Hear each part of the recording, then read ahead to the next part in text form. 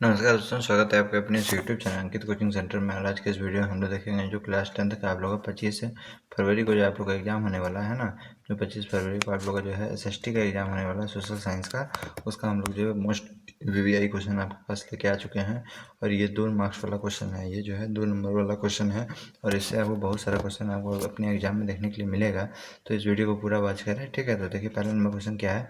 समूह 77 G77 से क्या तात्पर्य है ना। तो G77 क्या होता है। तो G77 संयुक्त राष्ट्र प्रणाली के विकासशील देशों है ना, विकासशील देशों का एक बड़ा आपका जो है क्या होता है, अंतर सरकारी मंच होता है ना, बड़ा सरकारी अंतर सरकारी मंच होता है। इस तरह यह सरकारी मंच है। ये क्या है, सरकारी मंच है। और इस तरह यह जो है दक्षिण देशों को अपने समूह आर्थिक हितों को व्यक्त करने और बढ़ावा देने का साधन प्रदान करता है ना। तो ये जो है बढ़ावा देने क्या करता है, साधन प्रदान करता है। देखिए, निरंकुशता से आप क्या समझते हैं। तो यहाँ पे बताया, एक ऐसा शासन प्रणाली जिसमें सत्ता का एक ही शासन के हाथों के में केंद्रित होता है, उसे क्या कहते हैं, निरंकुशता कहते हैं ना। तो निरंकुशता हम लोग किसको कहेंगे। तो एक ऐसा शासन प्रणाली है जिसमें जो है जिसमें सत्ता एक ही शासन के हाथ में केंद्रित होता है ना, मतलब एक ही आदमी के हाथ में पूरा जो है सत्ता रहेगा, उसको हम लोग निरंकुशता कहेंगे। अब देखिए, यहाँ पे लोकतंत्र के लिए राजनीतिक दल क्यों आवश्यक है ना। लोकतंत्र है, यहाँ पे लोगों का जो है शासन होता है, वहाँ पे राजनीतिक दल जो है क्यों आवश्यक है उसको बताना है। तो देखिए, यहाँ पे क्या लिखा हुआ है आंसर।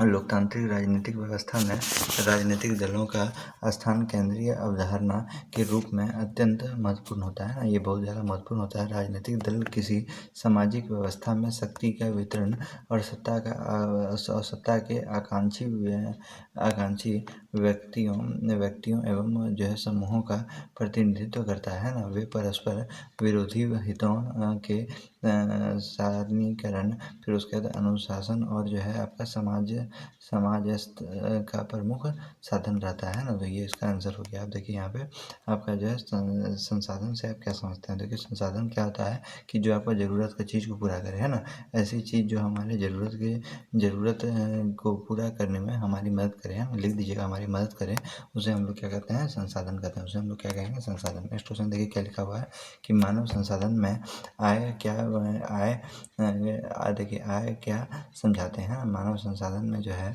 आपका बताया गया है कि मानव संसाधन से आप सॉरी यहाँ आप लिखा हुआ है, यहाँ पे जो है आप वो है ना, ये आप वो है। आप क्या समझते हैं मानव संसाधन से, आपको जो है क्या समझना है। तो यहाँ पे लिखा हुआ है, जिसका उपयोग मनुष्य की कार्य की पूर्ति करने के का प्रयोग में करता है ना। यहाँ पे बताया, मनुष्य जिसका उपयोग जो है मनुष्य अपने कार्य के पूर्ति करने के लिए प्रयोग करता है एवं अपने आर्थिक अर्थव्यवस्था को सुधारने एवं अपनी क्षमता बढ़ाने के लिए जिस वस्तु को हम मानव संसाधन कहते हैं ना, जो वस्तु का यूज़ करता है, जो वस्तु का उपयोग करता है, उसको हम लोग क्या कहते हैं, उसे जो है वह हम लोग का मानव का क्या है, संसाधन है। जैसे हो गया, घर रहने के लिए यूज करते हैं, यातायात वाहन गाड़ी एक जगह दूसरी जगह जाने के लिए यूज करते हैं ना। अब देखिए, यहाँ पे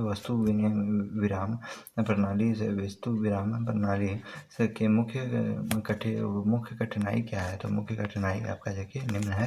तो पहला चीज़ क्या है, ज़रूरतों का दोहन संयोग ना होना है ना, ज़रूरतों का दोहन और संयोग ना होना। दूसरा चीज़ देखिए, मूल्य समान मापन ना होना है ना। मूल्य का क्या होता है, समान मापन नहीं होता है। बताया, भुगतान के मानक का ना होना, भुगतान का मानक का नहीं होना। फिर उसके बाद बताया आपका मूल्य संचय की कमी। मूल्य का क्या होना चाहिए, संचय का कमी होता है ना। अब फिर उसके बाद यहाँ पे बताया, मूल्य मतलब पैसा है ना। अब यहाँ पे बताया, माल का भंडारण में दिक्कत, यानी कोई भी माल को एक जगह रखा नहीं जा सकता। और फिर उसके बाद भावी भूगतों का प्रमाण ना होना है ना। यहाँ पे ये चीज़ आपका इसका आंसर हो जाएगा। देखिए, यहाँ पे सत्याग्रह के विचार का क्या अर्थ है। सत्याग्रह मतलब क्या था, सत्य का आग्रह करना, सत्य पे जो है आपका असत्य पे सत्य का जीत। तो यहाँ पे बताया गया, सत्याग्रह के विचार का अर्थ है सत्य के प्रति क्या होना। यहाँ पे देखिए आपको बताया गया है। देखिए यहाँ पे हाँ, यहाँ पे आ गया आपका, थोड़ा सा इधर उधर हो जाता है। अब देखिए यहाँ पे क्या लिखा हुआ है कि जो है सत्याग्रह है ना, सत्याग्रह के विचार का अर्थ है सत्ता के प्रति आग्रह करना है ना, सत्य को पकड़े रहना और जो है अहिंसा को मानना होता है ना। आपको जो है सत्य को हर समय पकड़ा रहना पड़ेगा, चाहे कितना भी विपरीत परिस्थिति आ जाए, और हर समय अहिंसा को आपको क्या करना पड़ेगा, मानना होता है। नेक्स्ट क्वेश्चन देखिए आप लोगों का क्या लिखा हुआ है, मैरियान और जर्मेनिया कौन थे, है ना। तो मैरियान कौन था, तो यहाँ पे बताया मैरियान फ्रांस की राष्ट्रीय प्रतीक थी, है ना। फ्रांस का क्या राष्ट्रीय प्रतीक थे, ये महिला रूपक थे, ये मतलब इसको जो मैरियान को महिला के रूप में दिखाया गया है। अब यहाँ पे बताया जिसके राष्ट्रीय के रूप में चित्रण किया गया था। अब यहाँ पे इसके चित्र का इस्तेमाल देशभक्त और आपका राष्ट्रीय एकता की भावना को बढ़ाने के लिए किया जाता है ना, भावना को बढ़ाने के लिए किया जाता है। जर्मेनिया में देखिए यहाँ पे आपका अब जैसे उसी तरीके आपको दो चीज़ बोला ना कौन कौन थे, तो आपका देखिए मारियन के बारे में हो गया। जर्मेनिया के बारे में यदि बोलेंगे तो यही आपको सेम टू सेम उतार देना है। कल लिख दिया जर्मेनिया, और लिखिएगा जर्मेनिया जो है जर्मन का राष्ट्रीय प्रतीक था, है ना, वही चीज़ नीचे में लिखिएगा। ये महिला रूपक में था और इसका जो है राष्ट्र के रूप में चित्रित किया गया है ना, राष्ट्र के रूप में इसको क्या किया गया, चित्रित किया गया।